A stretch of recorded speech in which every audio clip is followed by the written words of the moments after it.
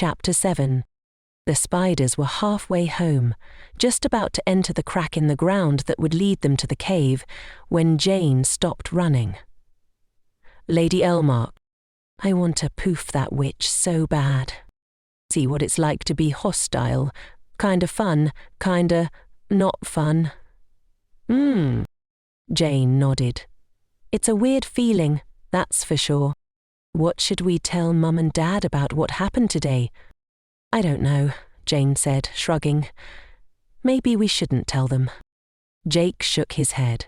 We have to tell them. We survived, didn't we? Remember how proud they were of me for being hostile yesterday? Now it's your turn. Jake smiled. Jane smiled back.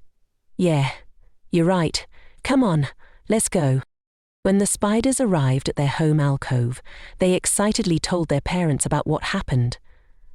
Their parents didn't seem as happy about it as when they had learned of Jake's hostility yesterday. What are you two thinking going into a village like that? Their mother asked. It was cool, Mum. We saw a pile of snowballs and everything, Jake said. I'm with your mother on this one, Dad said. It's one thing to become hostile because that's your only choice, but you guys brought this on yourselves. That's not very cautious. What do you mean? Jane said, feeling more angry than usual because of her hostile status. We went into the village, got away without becoming hostile, and went up to a tree. We were being cautious. Well, at least after we left the village, and that's when I became hostile. While being cautious. And only when that witch showed up, Jake added, coming to his sister's defense. Their parents relented. I suppose you're right, the mother said. You didn't know that witches were part of pillager raids, did you?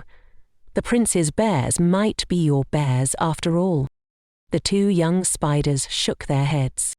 Well, now you know, Dad said. If you're ever near a village when you hear the raid bell, get out of there as fast as you can. You don't want to run into a witch who rides with a raiding party. They are the most vicious witches that exist. Mum sighed. I'm just sorry we don't have any fermented bee wings to celebrate your first hostility with. The wings of the bee your father caught yesterday won't be ready for at least a week. Jane shrugged. It's okay. I had one yesterday, after all. The next day, after their parents had returned from their nighttime hostilities, Jake and Jane returned to the cliff top to check on the village. Even from this distance, they could tell the repeated raids had utterly devastated the village. Half the houses had been damaged or destroyed. The snow house was completely demolished, and the notchmas tree was denuded of leaves and ornaments. Wow, Jake said. That raid must have been brutal after we left. Yeah, let's go see what the villagers are doing now. Should we go back?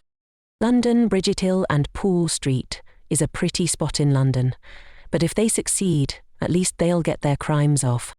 When the spiders arrived within viewing distance of the village, they climbed a tree and observed. The surviving villagers were morose. They were dutifully rebuilding their village, but didn't seem very enthusiastic about it. A couple of villagers had axes. They looked like lumberjacks. They were chopping the remains of the notchmas tree into bits. The spiders could hear their conversation. I can't believe those players took all of our ornaments. Some of those have been part of our village for centuries. Yeah, I wouldn't mind so much if we had the resources to replace them, but we are a poor village. The best we can do is just put another tree here. At least those are free, the other villager sighed. It is going to take years, maybe an entire generation, to replace those ornaments. The villagers finished chopping the tree into bits, and then went into the forest to find another tree. That's sad, Jake said. They don't have any decorations for their notchmas tree. True, but they will survive. If there is one thing villagers are good at, it is persevering in the face of adversity. The two spiders watched some more as the other villagers rebuilt their houses. A few villagers gathered the destroyed snow blocks, melting them into water, which they added to their fields of carrots, beets, potatoes, and wheat. About an hour later, the 2 lumberjack villagers returned. They stood in the centre of town and began to reassemble a tree they had chopped down, pulling bits of wood and branches from their inventories. Within 15 minutes, a massive notchmus tree, even taller than the first one, dominated the central plaza of the village.